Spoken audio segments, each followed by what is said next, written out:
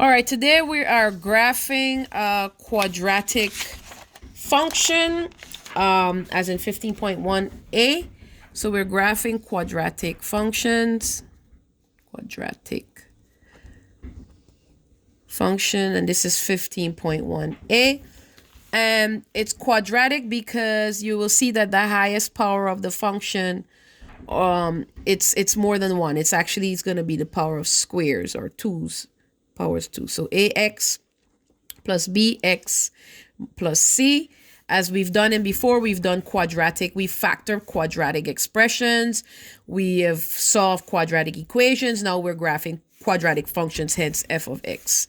So in this case, what a quadratic function will look like, it will look like something called a parabola.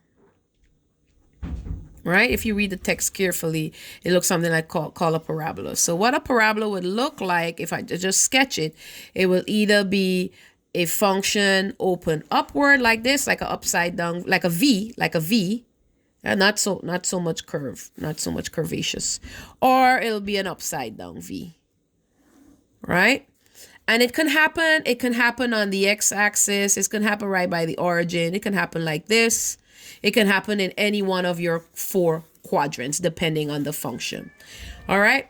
So how will we know if the parabola opens up upwards or downwards? So we'll know it opens upwards when the coefficient of x squared is positive or greater than 0. So here it opens upward when a is greater than 0 or positive.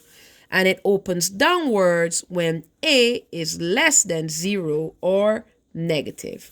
Okay, so now when graphing a quadratic function, there's some basic steps that 15.1 is asking you to do. It's asking you to find the vertex, and find the axis of symmetry.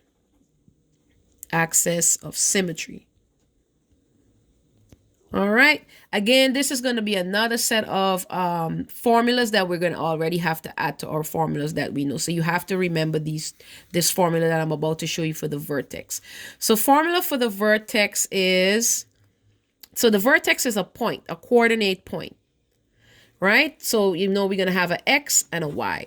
And how that is represented, x is represented with negative b over 2a. As you recall, this should look familiar. It's sort of from your quadratic formula.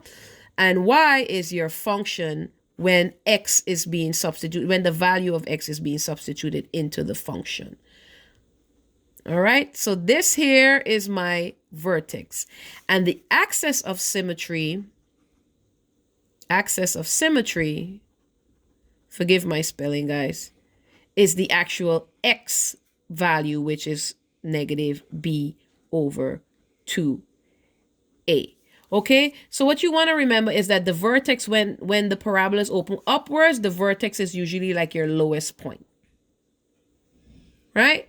And when it's open downwards, the vertex is like your highest point. All right, so what we're going to do now, we're going to use this explanation and we're going to apply it to the problems that we have in our next video.